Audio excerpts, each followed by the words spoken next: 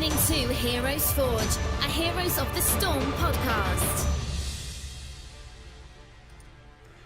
What is up, Forgers? Welcome to episode 25 of Heroes Forge, a community-driven podcast all about Heroes of the Storm. This is your show host, Jeff Reynolds, and just like every Sunday night at 7 p.m. Pacific, I am joined by the co-host of the show, Kristen Ashton. Hello, Kristen. How are you?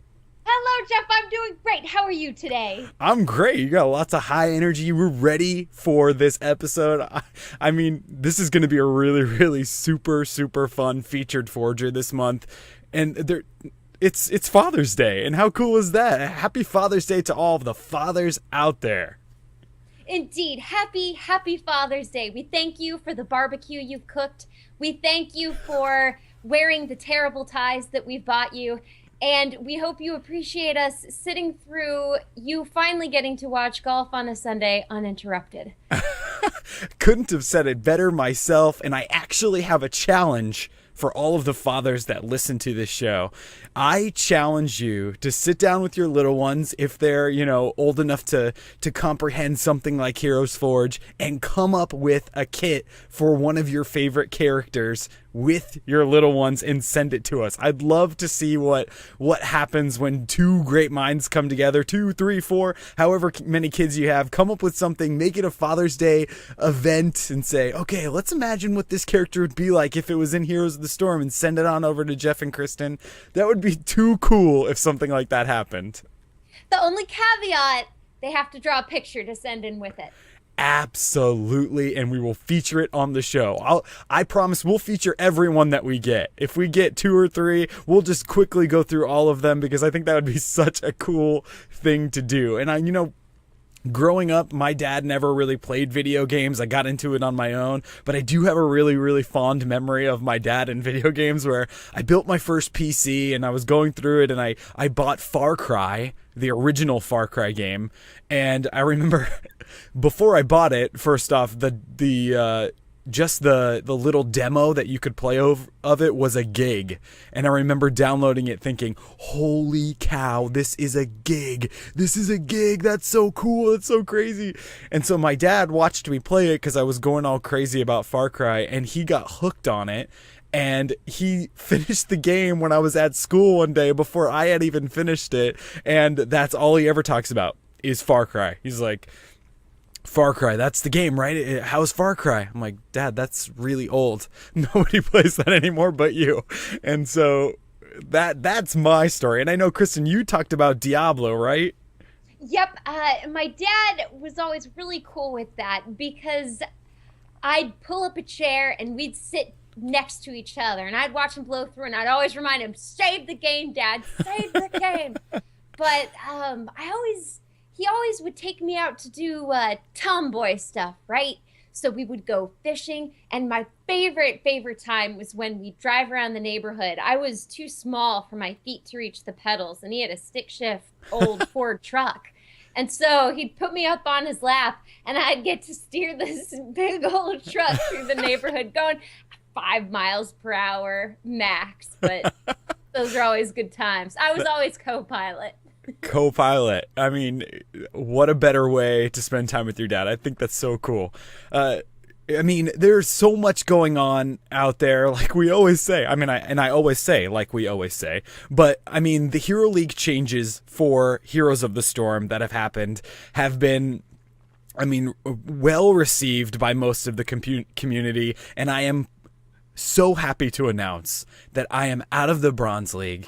I did my Hero League placements, and I placed in Silver 5. I am out of the Bronze Leagues. You're officially out. Congratulations. And then I promptly lost 2 games and fell to Bronze 1. But the fact is, you placed in silver.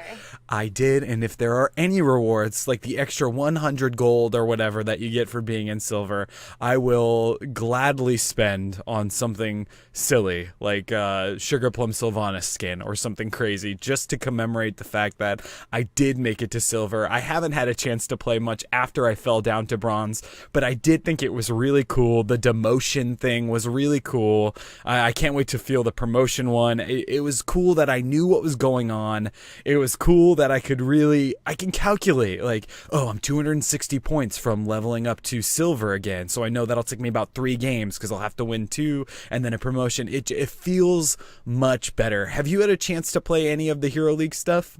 I haven't placed yet because I want to take it slow because these games are intense. I mean, I am applying knowledge that I've never applied before to this game because I've grown a lot as a player since I last played League. And of course, with the ban system, that's been fascinating. But I've gotten to play a lot of unranked bans, so that's been great practice. But I've played 2 of my placements so far and won both of them. So good for you. Hoping I'm probably going to be placed in gold, but I'm crossing my fingers. A little bit of platinum is in my future. Yeah, I think you'll be higher than you expect. I mean, one thing that I did notice or did feel is I did my placements with my friend, and he was level 20. I believe he had gotten to level 20, and we played them all together, and we only lost 2 of the 10, which was pretty good. But it does take into account your MMR before the season 1, and it takes it into account a pretty big amount. I mean, he placed in gold 1, and so he's way up there in comparison to where I was. I was playing support most of the time in there, which is a tough role to level up in altogether, or have people. It's a very salty role to play because the other people really blame you, which is normal. But yeah, it felt good, but he did place very significantly different than where I placed. And so it did take into account the previous preseason a lot more than I had expected it to, but it was still a blast. And 10 games, I think, is a good amount. It felt good. I did it over 2 or 3 days, and I mean, it was great. And I'm curious to see where you place, Kristen, because I think you'll be higher than you expect. Oh, well, thank you. Yeah, so crossing my fingers for platinum. And I just have to say I've been very, very happy with these games because I remember the 20 that we had to do when they first introduced the placement matches. I basically lost all of them. Won maybe 4 or 5 of the 20. Still placed well, but it was just frustrating. But the 2 that I've played thus far have been serious throwdowns. Like, absolutely everyone top of their game, amazing comebacks, amazing teamwork. So I'm excited to see how the rest of them go. Absolutely. You can feel the tension, which is a cool thing. I know we had talked about before that we were worried about the promotions or demotions having that tension or assault with people. So far, I haven't experienced that. Maybe it's only because I've played the placements, but with the placements, everybody was focused. We'd get into the draft and they'd say, all right, let's talk this out the entire time. And that's rare in my league, when people want to talk or do things. And there were some crazy moves and some moves that didn't turn out so well. But still, when people are chatting and it's a positive experience, and I played against a guy who I had played on the team with before, and he sent me a whisper in chat, and he said, hey, we're on different teams now. Good luck, have fun, chat to you after the game. And it was really cool to be able to have that little feeling of community. I know that's also rare, but man, if you're listening to this, that makes the game so much more fun. I ended up winning that, and he messaged me right after and said, great game. We made some mistakes over there. You guys had the better team, but it was still a whole lot of fun. So that kind of stuff really makes the game feel good, feel better, and feel more like a game. And, speaking of games, there are tons of games that are coming out or that have been announced at E3. I mean, some really insane things. Zelda, right? The new Zelda, Kristen. Did you have a chance to take a look at that? I did. I think it's probably going to be the same Zelda game that most every other Zelda game has been, which is perfectly fine. It's a great, great way to piece together a game. I'm sad the graphics haven't really advanced with the time period. I feel like they're going back a bit. But all the same, it'll probably be a very solid, fun, beautiful, beautiful game. Yeah, so tell me, did you play like Ocarina of Time? Did you get to play that game, or the original Zelda on NES? Did you play all of those games, or just do you have a favorite? I've played a few. I've gotten through a little bit of Ocarina. I've watched all of Majora's Mask, which was awesome. I've played a few on the Game Boy, and then the first big one I actually did was the one on the Wii. The Wind Waker. Not the Wind Waker, the one where you turn into the wolf. Oh, I know the one you're talking about. I can't think of the name right now, but I know what you're talking about. The big one I played was Ocarina of Time and Majora's Mask. And just talking off of your point, back when that came out, I mean, I remember the feeling when you stepped out into Hyrule Field for the first time on Ocarina of Time on that Nintendo 64, and you looked around and I couldn't believe that there were no loading screens out there. You could walk around this huge field. I mean, back then it was huge. And I'm hoping that this new Zelda has something like that. I mean, that was really game changing when that came out. And this one, I don't know. It does, but I think they were hinting at it, right? Because they do show him climbing the cliff and then looking out over the expanse. And then there's hang gliding, too. So it leads me to believe there's going to be quite a bit of open expanse to run around through. Yeah, I hope so. They're saying that it's supposed to be the biggest Zelda release ever, and it's this huge thing, and that's a huge community built around that, speed runs and cool stuff. Then they announced that there's a new Xbox, slimmer, sleeker, faster, coming out. I mean, that's where all of these consoles are going, and you know, they really have to compete with PC gamers. I mean, PC games are really coming back. They are, and I mean, the PC at the moment is, in my opinion, the better machine to game on, especially when it comes to shooters. I don't know. I'm sure you guys who've been playing nothing but console shooters are masters with the controller, but I have never been a good shooter with a controller. I need my mouse because I feel like I have better hand-eye coordination and aiming ability. Yeah, you know, I was always a console gamer. Like I've said before, I gamed on consoles like crazy. I built my own PC, but I didn't really game on it a whole lot. And now, or I played RTSs and MMOs, which are different. I never really played first-person shooters, and then I picked up my Xbox and just started going from there, Halo, everything like that, and then I got back into PC shooters, and you just get dominated if you don't practice, which was a little discouraging for me when I first started. I pick up Call of Duty or Counter-Strike, and you just get destroyed because you didn't practice a lot. So I powered through that, Team Fortress 2 and all of that, and now, like when the Overwatch beta came out for Xbox, I thought, you know what, I'm just going to download it over there and see what it's like. And I played it, and it felt so slow to me. The like aiming, shooting, everything felt so slow. So I understand exactly what you're saying with the mouse and everything. I feel exactly the same way. But then there are games on these consoles that don't exist on PC, like the God of War series, and you know, they're coming out with a new God of War that they announced at E3. Those kind of games, I mean, I don't know. Those games, I don't know if they'd live so well on a PC. It's true, and having played games that were originally made for consoles on PC, it's definitely very tricky. And of course, I mean, the original God of War trilogy, that's what made a lot of people actually buy PlayStations, because God of War was incredible. This next one, we'll see. They're changing a lot. They've changed, I felt like they've changed Kratos' character. Yeah.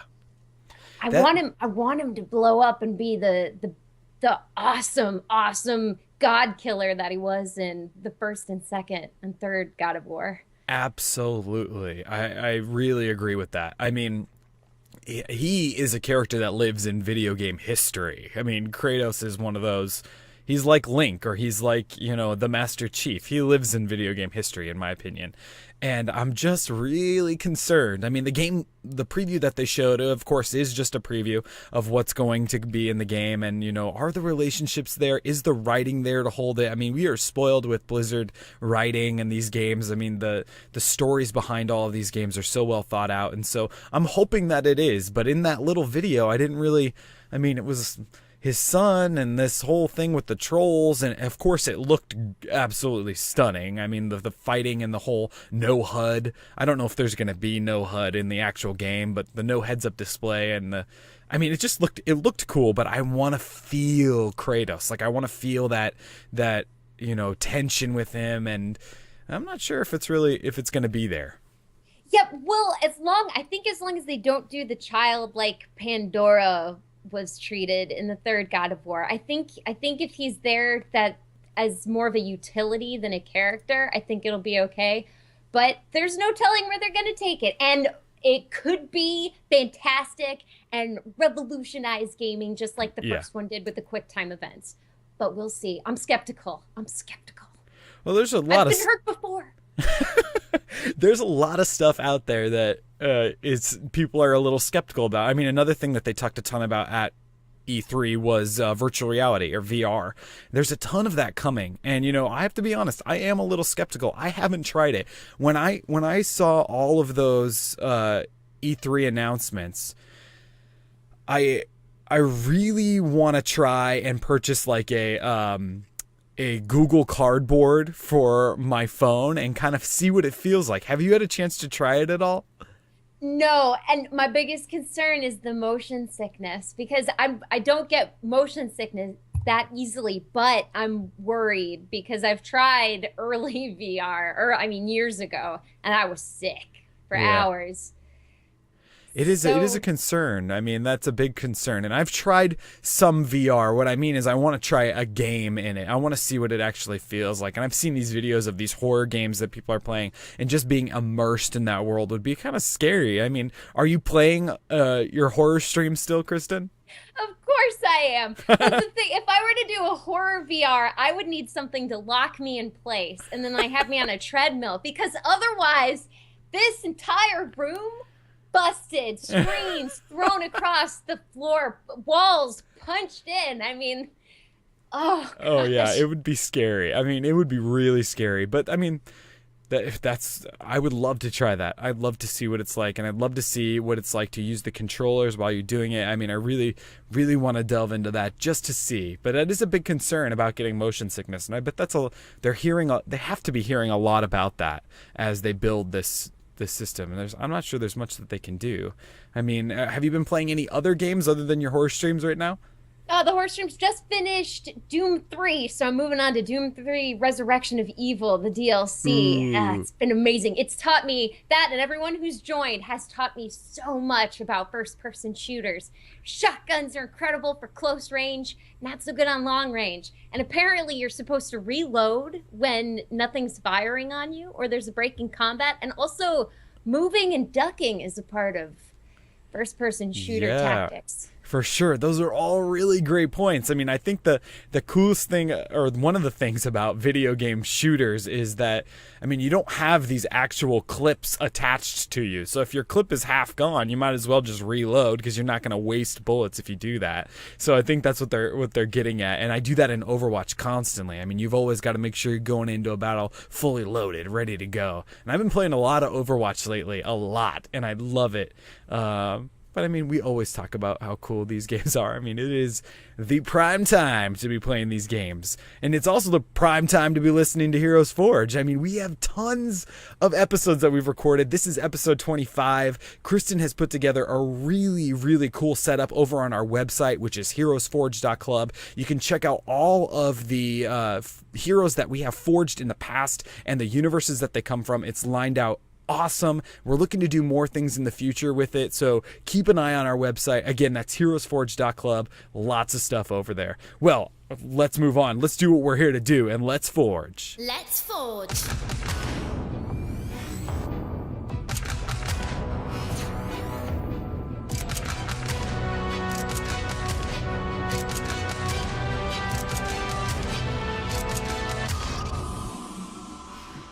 The best part, when we get to announce the hero that we're forging for the week. Each week we pick a hero, and Kristen builds a kit, I build one too, and we imagine what they'd be like in Heroes of the Storm. But this week is a little different. Once a month we have something called the Featured Forger. We love getting ideas from the community and having them sent in to us. So if you have ideas, make sure you send them in, and a little more information on that later, but I can't wait anymore. Kristen, tell us, who are we forging this week on our Featured Forger Spotlight? This week, we were given a kit for Wilfred Fizzlebang. Wilfred Fizzlebang. One of the most, I mean, it is so funny and so random and so, I mean, it's random that Wilfred Fizzlebang has taken off. I mean, he is a fan favorite. I see it all over these people building kits for him, for Heroes of the Storm, and just the fact that he's in Hearthstone and he has just the smallest existence inside of World of Warcraft that I know about. But it's like those Leroy Jenkinses out there. It's those characters that just catch on and people just love it, and it's hilarious. And this kit was sent to us from a listener. Kale from Seattle sent us this kit, and it is great. I mean, we've gotten ideas from other community members about Wilfred Fizzlebang. The Master DS sent us some ideas, and I mean, he's all over, and people would love to see him and his randomness inside of Heroes of the Storm. Kristen, give us a little insight on Wilfred and his place in the Warcraft universe. Can do. Small in stature, but mighty in ambition, Wilfred Fizzlebang was an unknown until his first and final performance during the Trial of the Crusader. Though asked to summon a Doom Guard, Fizzlebang's extensive knowledge of the summoning arts led to the accidental summoning of Lord Jaraxxus, Eredar Lord of the Burning Legion, who smote the legendary gnome outright. If it was good radio, I would give you a standing ovation right now. But I'm sure people don't want to hear me clapping in their ears or in their car. So I'm not going to. But I'm giving you a silent standing ovation because that was a great gnome voice. I mean, do you practice that? I've done many weird things. I practice faces in the mirror, like before you call and we have the video chat. I practice faces here on the monitor. And yes, I do practice voices. I'll try them out on Kyle. I'll try them out on the cat. I'll record them and listen to them. Great. I mean, you're hired. It's just so perfect. You are hired as the gnome voice for HeroesForge. Anytime we need a gnome voice, it's going to come from you. I mean, it was perfect. So cool. I mean, Wilfred, the scene that he is in this Argent tournament, right, where he summons Lord Jaraxxus, and then it's just like over in a second, is hilarious. And my favorite part of this whole scene is how long it takes him to walk to the center of the arena. Because they announce him, and he's all the way over where the doors are, and he walks. There's no speeding. They don't speed him along. He just takes his time. Yeah, I did notice that. I mean, he does take his time. And then, I mean, it's over. I mean, he's got this big, arrogant, he's the best summoner, master summoner, whatever he calls himself. And then all of a sudden, he's just deleted. I mean, he's just gone. So, I mean, how can we bring this into Heroes of the Storm? People have tons of really cool ideas. Most of them are related, so I'll be curious to see with you and me how many of our actual ideas match each other. Because I think there's a lot going on here, but there's a really good idea of what some of the heroics should be, or what he should be being a warlock summoner. So let's get right to it. Let's start with the role specification inside of Heroes of the Storm. I said that I would build a Wilfred that would be a specialist. Oh, nice. I actually went with assassin. I was teetering on assassin, but I went with specialist. This will be really cool because I can definitely see how it would go either way. And over on my side with the specialist, my trait I'm calling Whispers of the Grave, which is actually something that I took out of the newest D&D handbook, the idea of it. And I've been really going back to my Dungeons and Dragons handbook because I think it's really inspiring for something like this, for a show like this, or for even people creating these characters. And like we have said before on the show, every game out there, whether it's a paper and pen game, or it's a board game, or it's a video game, owes something to Dungeons of Dragons. I really do believe that because they were the starters of all of this, right? So my idea is I'm taking the name Whispers of the Grave from them. And let's be honest, Fizzlebang will die many times in a lot of HOTS builds that people build. So my build is no different, but this trait helps out the friendly team each time he does die. Each time Fizzlebang dies, he can select a place on the map to summon his ghost to. Summoning his ghost here gives the player sight of the area, and any friendly heroes that enter that area while the ghost is there will have a small damage boost. the ghost will last for only half amount of the death time of Fizzlebang. Nice. Okay, so I'm assuming abilities will tie into this ghost, or is he just there for sight and a little boost? Just there for sight and a little boost. So he won't have any abilities as he's ghosting around, or as his, his spirit, I'm going to call it, is around that area, lingering around in a sort of warlocky way. You just select anywhere on the map. It's global. You don't have to have sight, obviously, of the place you're going. Fizzlebang's ghost shows up, and he kind of just trolls around that area for a short amount of time. I mean, it's going to just give you a little bit of insight on what's going on, because he is going to die. Yeah, now, do you control the movement of this ghost, or is it kind of random?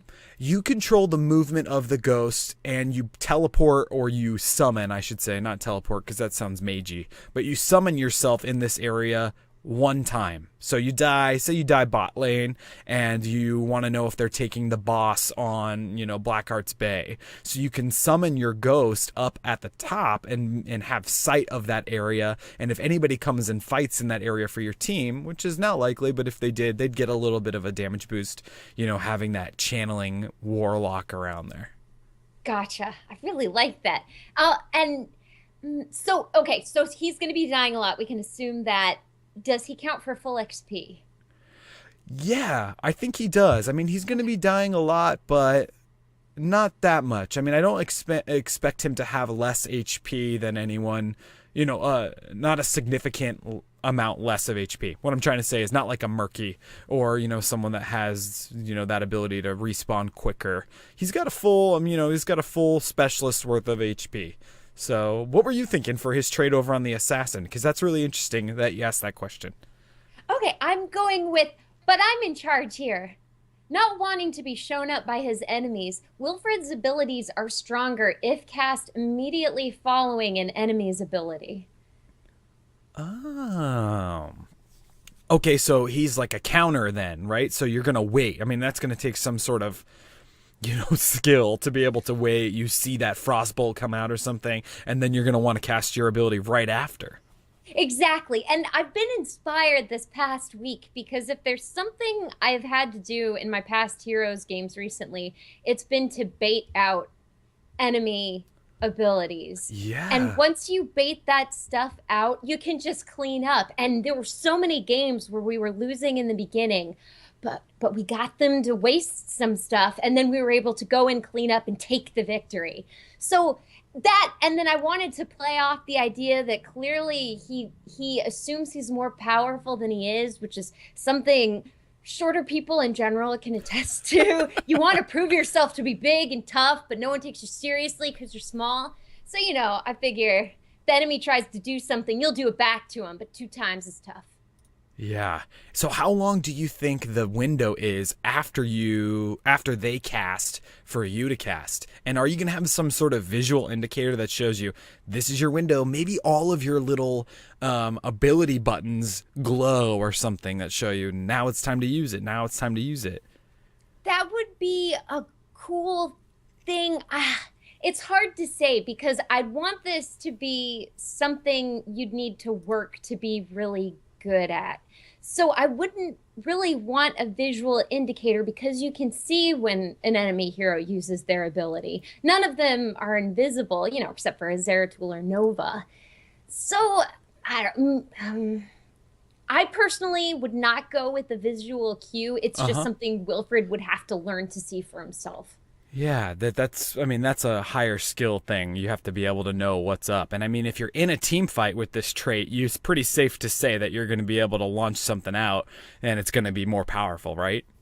Definitely. And I mean, if abilities are going all the time, especially if you have some of those ability-based damage heroes. Yeah. I mean, you could probably just assume as soon as you do something, it'll be after an enemy ability has been cast.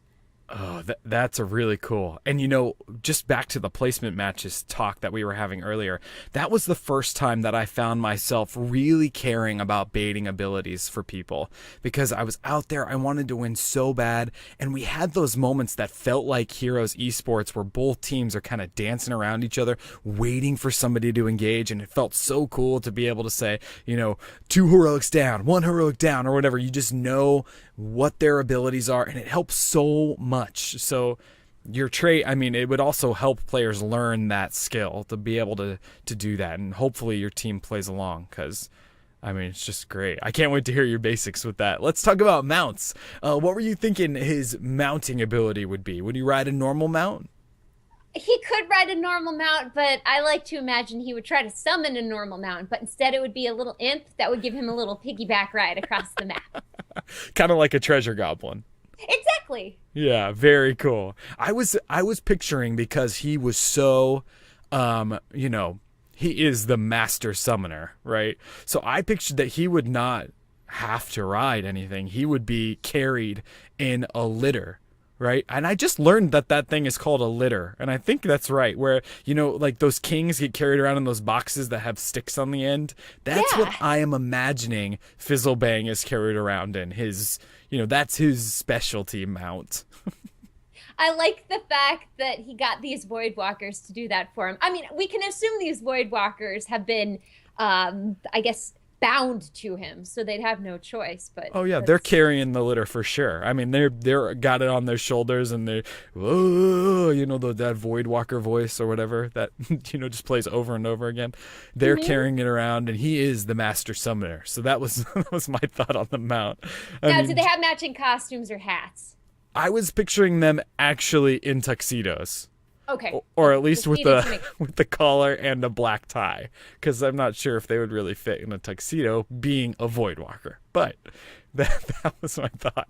That was my silly thought on a mount. And I would love it if other heroes could steal his mount. You could buy it in the shop, and you could have like Leoric riding around in this, litter that's carried by Void Walkers. Would just be funny in my mind.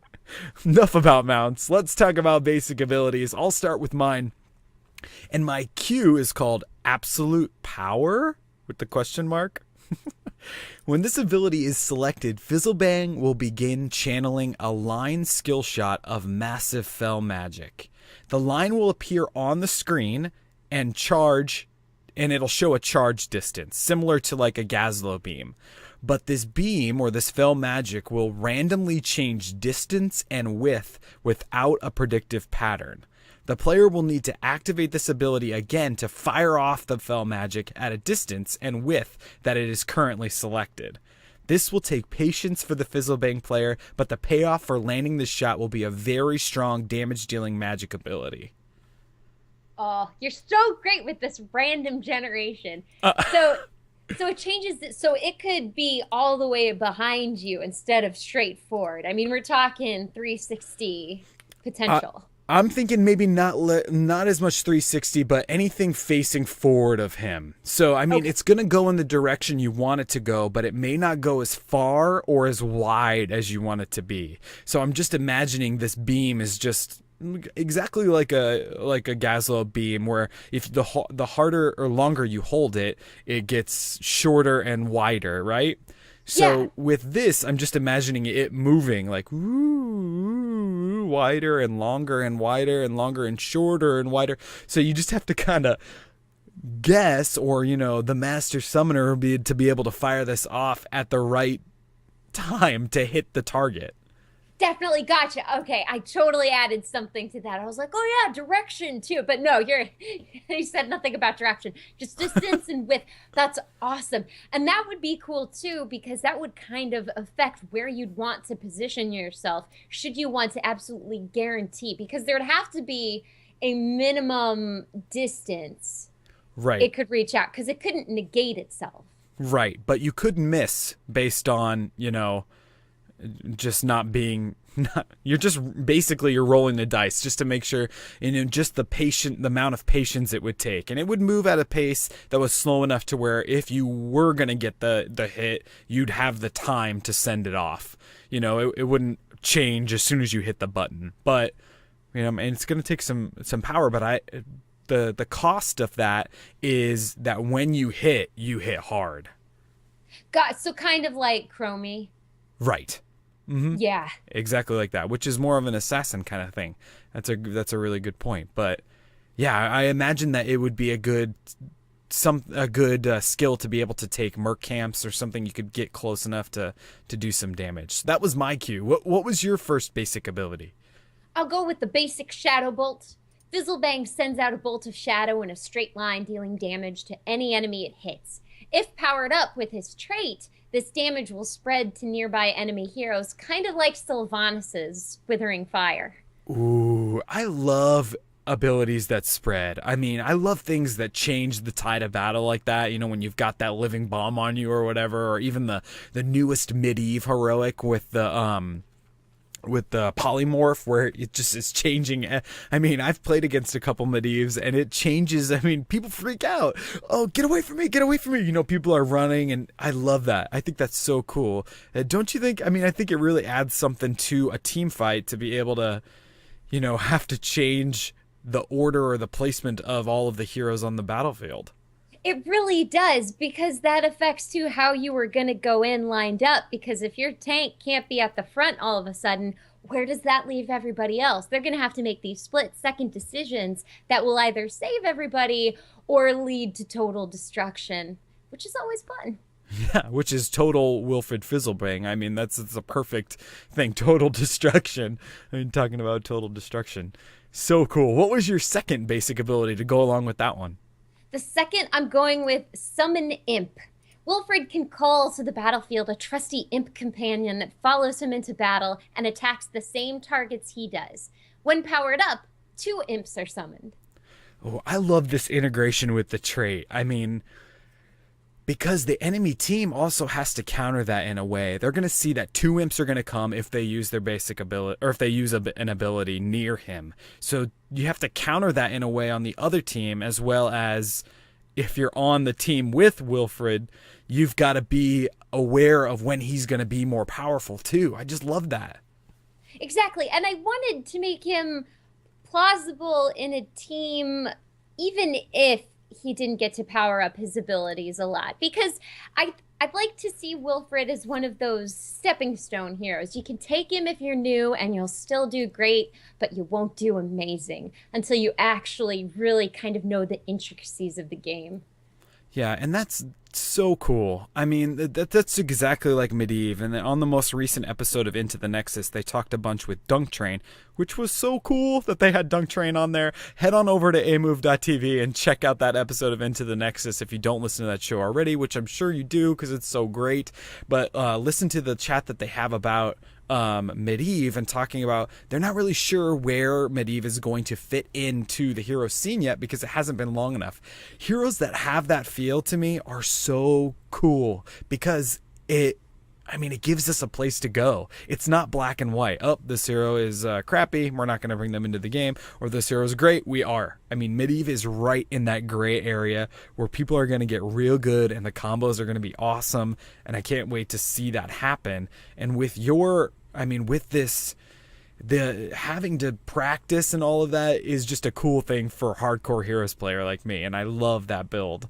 On my end, it's a little more random. So my second basic is called Roll the Dice. Like I said, I'm back into reading my D&D handbook. When this ability is selected, a D3 or a 3-sided dice will appear on the player's screen and begin to roll. After a very short time of rolling, the dice will land on a number, and depending on the number indicated, a demon will summon. If you roll a 1, it'll be an Infernal, which is a damage-dealing demon. If you roll a 2, it'll summon a Succubus, which is a demon that will cause slow or, crowd control for the enemy. And then if you roll a 3, it'll summon a Voidwalker, which is a tanking demon that actually draws abilities from the enemy team. Demons have health pools and are not controllable, but fight on their own and stay with Fizzlebang like a Warlock pet.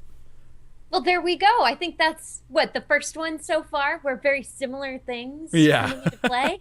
I like that. And I like the randomness of it too, because Master Summoner or no, there's still that air of what will he summon? That's right. He doesn't even know. And I think that's a cool ability on both ends, where on the enemy team you don't know what's coming, and on the friendly team you don't know what's coming. So I mean, it'll change the strategy in my mind of a fight depending on what is summoned. I mean, if they summon the tanking tanking demon, then you might change it exactly the way that you're fighting that battle. It might change the whole thing. So that was my thought there. And my third basic is something that I kind of theory crafted myself. It doesn't really live in a warlock world, but I'll just tell you about it. It's called Pillar of Greatness.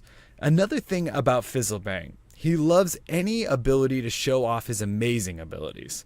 When this is selected, the ground around Fizzlebang will erupt with fell magic, and a pillar will raise him up above the ground. So he has like a podium to perform all of his abilities on. So he'll be normal size? Yeah, he'll be normal size. No, even higher than that. So when he's up on this pillar, he will have a buff to his casting speed, so he can summon more demons to fight for him, or he can, cast his first skill shot faster, but he can only be attacked by ranged attacks when he's on this Pillar of Greatness. I like it. Okay, so Pillar of Greatness, he's always up in the air. Now how is his distance when it comes to his basic attacks? I'm imagining that he's got a pretty good distance. He's like a Chromie distance. I mean, it's not super far, but still, I mean, even if I see where you're going with this, even if it causes the enemy team to, retreat far enough away, maybe his demons are fighting for him and they follow them a little bit further or something, but that's a strategy in itself, right? Definitely, because you could use that to get people to back away, or you could use it to get people's attention on you so that your team can pull something cool. Yeah, that's exactly what I was thinking. It's just different, and I couldn't think of a way to kind of take him out of the battle, not be able to be hit, and you don't want to make him invulnerable because that's too heroic. So maybe when you're in the draft, if you see someone took Wilfred Fizzlebang, you would say, oh, we need a false dad, or we need somebody that has ranged attacks to be able to take him out when he goes up on his pillar, because he's going to be super powerful while he's up there. So yeah. I didn't want it to sound too heroic. What was your third on the assassin side? This just going with the drain life. Fizzlebang latches onto an enemy target like a leech, healing himself with the life force of the chosen enemy. When powered up, Fizzlebang can move while this ability is in play. Oh, I love that he can move. I mean, that makes it really strong. So, I mean, that is Warlock in a nutshell. And a lot of people talk about how can we get Warlocks into Heroes of the Storm and that life tap. And we all know that Gul'dan is on the way, and that's going to tell us how they're going to do it. And that is a great way. I mean, the fact that you can move is really cool. Yeah, I've always enjoyed that because with Sylvanas' mind control, it's great, but you can't move. You can move the other person, which makes sense because it would probably be a bit confusing having to move two heroes at once. But just the idea of being able to chase down a hero who's trying to run away from you in order to keep draining their life, that's fun. Oh, that's really fun. I mean, that feels like Leoric's life drain. When you get a kill with the Leoric life drain, it feels so good. Definitely. And then also Asmodean's beam. Yep. It's pro. It's so cool because people underestimate that drain life from Leoric and, Asmodean's beam. Not so much. They know that's pretty powerful, but that drain life, it can take you out.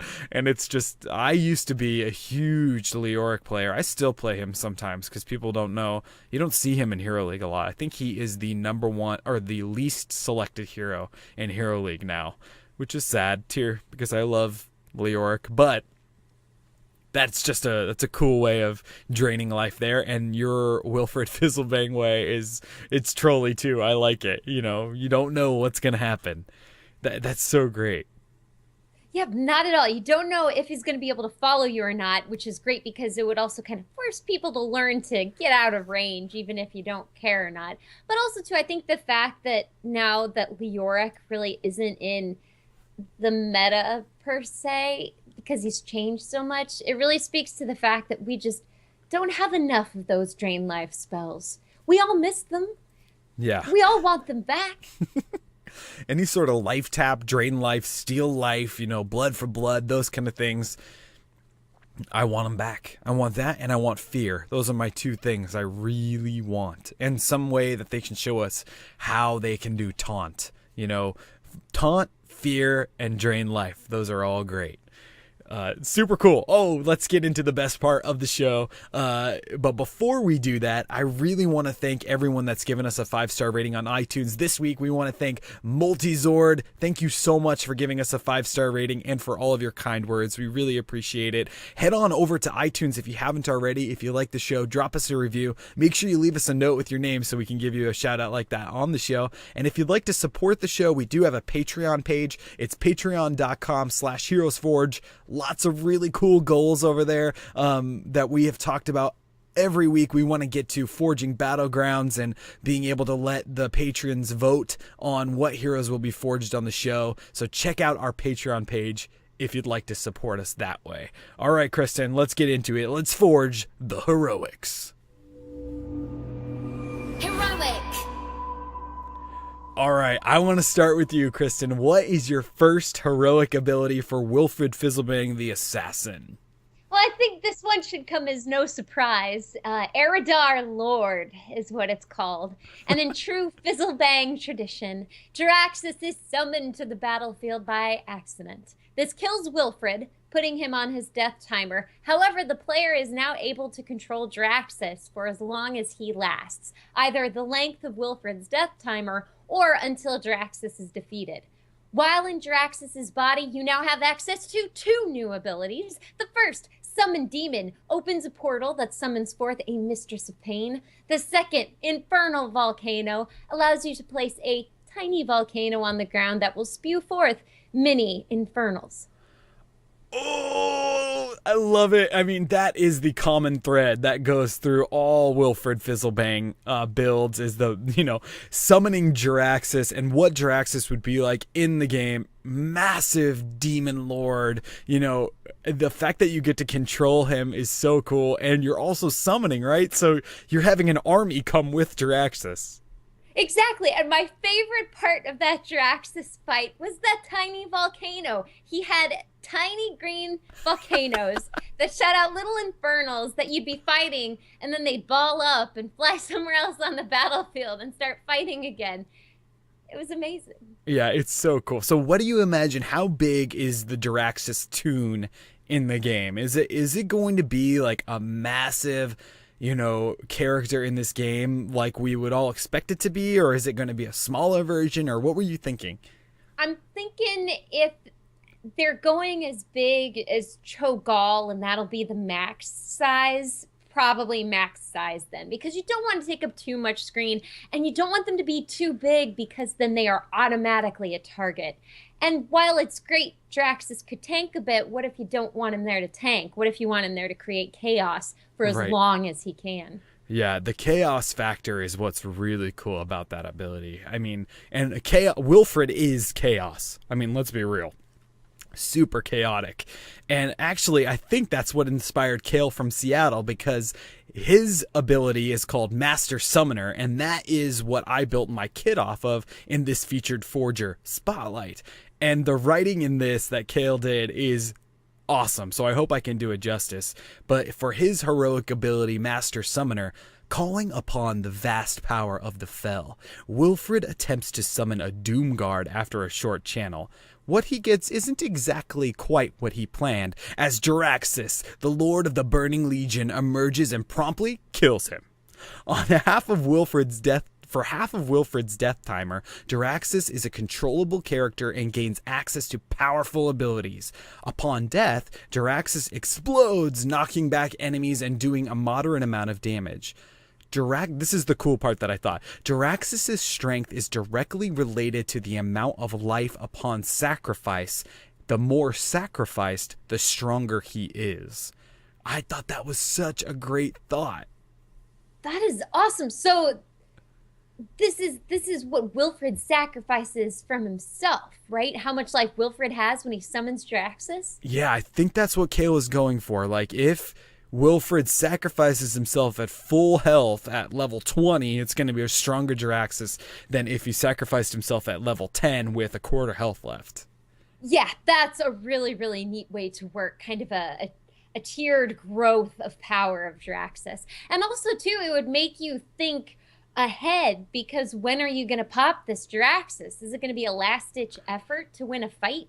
It can't be. If you want the most out of this guy, you're going to have to kill yourself right in the beginning. Yeah, and then going along with the trait that I created too, you got to think, oh, if I'm going to do this now, I'll be able to get sight from somewhere else because I'm going to kill myself. I'm going to do all this stuff. I mean, it is a great idea. And Kale even goes into, like you did, basic abilities for Jaraxxus after he's summoned. So he says, due to a certain gnome's ineptitude, Jaraxxus cannot permanently exist on this plane of reality. He burns nearby enemies for a small amount of damage.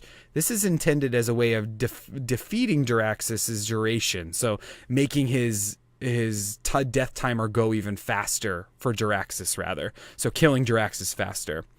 Kale says that the Q would be Fell Lightning. 3 bolts of crackling fell energy burst from Jaraxxus' staff, prioritizing heroes and changing to 1 additional target each half of efficiency. So he's trying to get a whole bunch of heroes with this Fell Lightning, summoning an Infernal just like you did, and then doing a corruption ability too, with the very touch of the Legion twists those who come in contact with it. Jaraxxus applies a curse to selected targets that deal moderate damage over time and reduces incoming heals by 50% for the duration.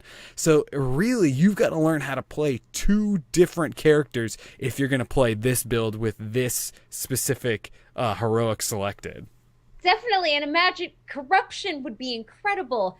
Reduced heals by 50%. Corruption for everybody. I would just be slapping people. I mean, is that how you put the corruption on them, or is it a distance spell? I don't know, but I'm gonna go with the slap. You got to slap corruption on people. Mm-hmm. If you're It's a Jaraxxus, cursed touch after all. yeah, if you're Jaraxxus, that's what you do. You slap them and you leave a red handprint on their face, and that's gonna not allow them to be healed for 50%. I mean, bravo, Kale. This is a great idea, and you built 2 full kits, and we're gonna put this kit up on the website too, so that you can check out all of Kale's ideas and see how this all works. I mean, it is such a great thing. I mean, the corruption is really cool. It's really powerful. I mean, it might be a little OP with the 50% of heals, especially if you slap it on the healer or something. I mean, that's a lot of deferring of heals. I think it's great.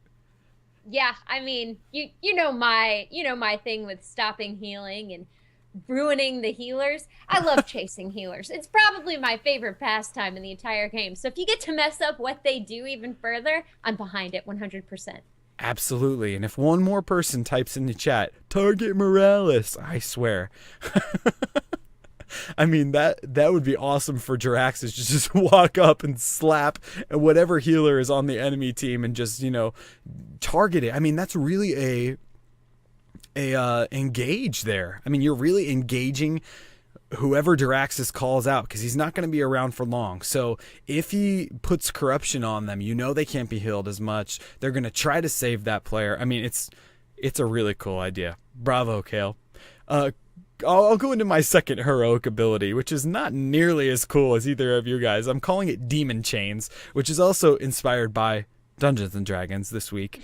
When this ability is used, Fizzlebang will channel demon chains that lock down a specific target. This protects the target from all damage, but Fizzlebang will need to continue to channel this ability to keep them locked down.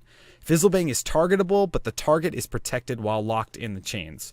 So basically, you are able to CC an enemy player or minion or merc camp for as long as you want, but you're sacrificing the ability to use anything that you have. I mean, you can't do anything. You're kind of channeling like a Nazebo. You can't do anything, but they are locked down. So they have to kill you, or you have to stop channeling. And I picture it would be a good ability to take if you're merking, if you're going around and you can lock down a merc camp while your demon is fighting for you or doing things for you, so you can lock them down. Or in a team fight, you can choose the healer and lock them down. Then it's going to have to turn the tide of battle, and the enemy team's going to have to take you out to unlock their healer. I mean, something like that. Yeah, so I'm envisioning basically the Anubarak cocoon. Yeah, Except, instead of spitting it on somebody, you have to remain with the channel. Right. Tell me, I haven't played Anubarak, and I really need to because I love his character in the game. I think it's just creepy and gross and really awesome. But when you do the cocoon, are you placing it on someone? You place it on them and then you can go about your business? Correct. You basically just hawk a loogie at them, and it turns out to be enough webbing to trap them into a humanoid form on the ground. The enemy team can attack this cocoon to shorten the timer. But yeah, and it was basically how people brought down Cho'Gall in some of the more professional matches a while ago. Because you're cocooning 2 enemies at that time. Exactly. So you can wipe out everyone else, and then Cho'Gall's up, and he's got no one to back him up. Yeah, so this works similar. You're locking them down. You can't attack them, and the friendly team can't attack them either. But in order to release them, you have to kill Wilfred. Yeah, and it's interesting, too, because that would technically take Fizzlebang out of the fight, so it's still a 4v4. So he'd have to be really, really careful about who he locks down and make sure that that other player is of a greater value than he is. Absolutely, and I think that most other players in a team fight are going to be of greater value than Fizzlebang, only because I don't see him in a team fight, especially if you pick this heroic. If you're getting destroyed by an Illidan or something on the enemy team and their comp is all built to buff Illidan, you should take this heroic, and that way you can lock down Illidan and not worry about it. Where in reality, you're going to take Kael's heroic. I mean, who doesn't want to summon Jiraxxus, right? I mean, who doesn't? Yeah, it's an auto pick for sure. That's why I was sitting here and all week I was like, man, I cannot compete with these summoning Jiraxxus heroics. And I wanted to give a little nod to a specialist. You know, I wanted to make sure that if you wanted to take merc camps, this is how you would get it done. And maybe you could even demon chain buildings, and so you could lock down them not being able to fire shots at you or the core or something. So that was that there. But enough about that one. What were you thinking for your second heroic? This one is Kael's as well. I went with Shadow Fury. He called it Shadow Fury. And he says, it's an explosion of shadow fire that erupts forth and stuns those on the battlefield, leaving them vulnerable. Targets nearest the explosion are stunned. Targets further away from the epicenter are blinded for a slightly longer duration. Oh, how cool.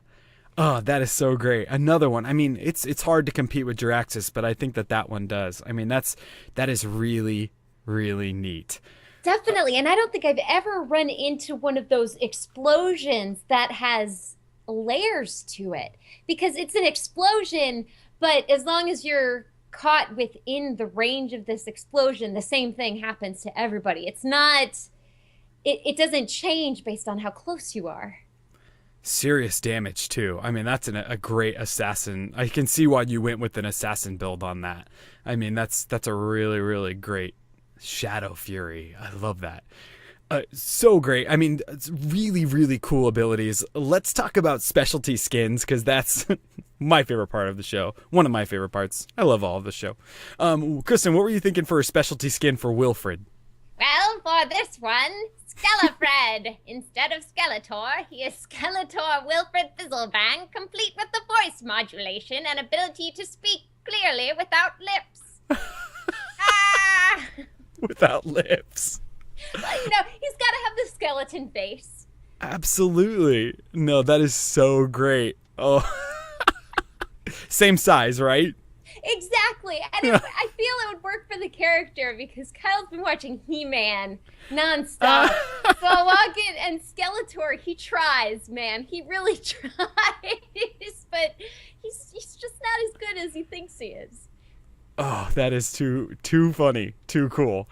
Mine is not that cool, but it's funny. Have you seen the movie Clue?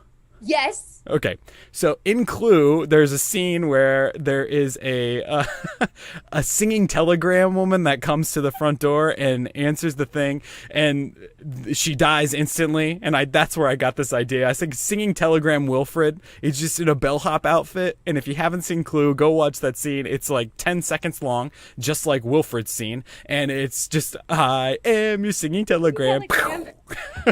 I was in tears the first time I saw that. That movie is incredible, but that moment, I love that you drew that connection. That's perfect. Well, it's just, I mean, it's exactly Wilfred. I mean, he's coming out here doing a song and dance, and then all of a sudden just shut down. Yep, he walked into a situation he should have never been in the first place. Exactly, and didn't have anything to say about it in this specific singing telegram version. I mean, I think, Kristen, we can definitely say that, I mean, after all of that, that this hero was forged.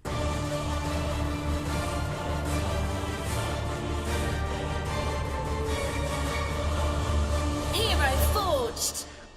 Kale, tip of the hat to you, forging off of 2 awesome heroics where you're summoning, Jaraxxus to the battle, and on Kristen's end, Shadow Fury and the Assassin build, being able to shoot Shadow Bolts over on Kristen's side, summoning Imps, draining life, which is what we want so bad from the game, being able to, how are we going to be able to take more life and that whole life tap aspect of Warlocks is just so cool. And over on the specialist end on my side, being able to use your ghost for sight and doing random abilities, rolling the dice to see what kind of demon you're going to draw in true Wilfred fashion, having the pillar that Wilfred can, come up on and be able to do demon chains and lock people down. That would be another really cool way to lock people down, and then only be able to be attacked by ranged abilities, but maybe you pick the ranged person to lock down with your demon chains. That's a whole nother thing that I just thought about. Just some great ideas. And Kristen, awesome build.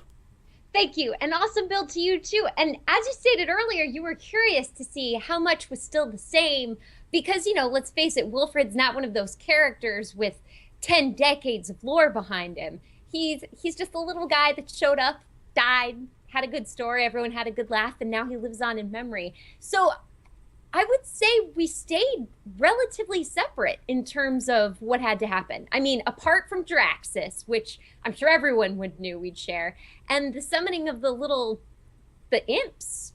Yeah. Or not imps in your case. They were very different builds. Yeah, it is very fun. Like we always say when we forge a character that doesn't have a whole lot of lore behind it, it's really cool to be able to create things. And this was really, really, like Kristen said, really awesome to be able to do that. And if you want to get in on the Featured Forger, we do it every month. You can send us our ideas. Again, you can go to our website, which is HeroesForge.club. Over there, we have a tab for contact. Click on that. Send us your ideas. It doesn't have to be a full build. It can just be an idea for a hero that you'd like to see on the show and maybe one ability. And we throw that into our Featured Forger pool, which we have more out there. I know some people have sent some in, and we're going to get those in as soon as we can because they are so great too. I'm really looking forward to that. Also, you can always send us an email. You can send it to contactheroesforge@gmail.com. Shoot us your ideas over there, and they're accepted the same way. You can also tweet at us. We're on Twitter @ForgeHeroes. Over there is where we announce the heroes that we're going to be forging every week on Thursday and Fridays. Check it out there. And also make sure you check us out on youtube.com/HeroesForge for all the videos of the live recordings that we do on Twitch every Sunday night at 7 p.m. Pacific on twitch.tv/Amove TV. And we are a part of the Amove podcast and entertainment network. You can check them out at Amove.tv for a ton of great esports and video game podcasts. And make sure you download us on iTunes or your favorite podcasting app. If you have an app that we're not on, let us know and we'll try to get on that app. But I know we're on Google Play, Stitcher, and iTunes, and also the RSS feed. If you have a specific podcasting app that you like to use that we're not on and you need that feed, it's posted on our website. And if you'd like to support the show, make sure you check out our Patreon site, patreon.com/HeroesForge. Kristen, where can people find you in the interwebs? In the interwebs, I can be found at Dream Destroyer, DRMDESTRYR, over at YouTube, Twitch, and Twitter. And then, of course, my health and fitness blog, battletobebetter.weebly.com. And you too can be like Dunk Train and have a treadmill at your desk and just walk while you play games and just battle to be better. Battle to be better. It's every day, man. Every day an uphill climb. But this week was good news because I talked about how going on vacation for a week or two, it's not as big of a deal as you would think.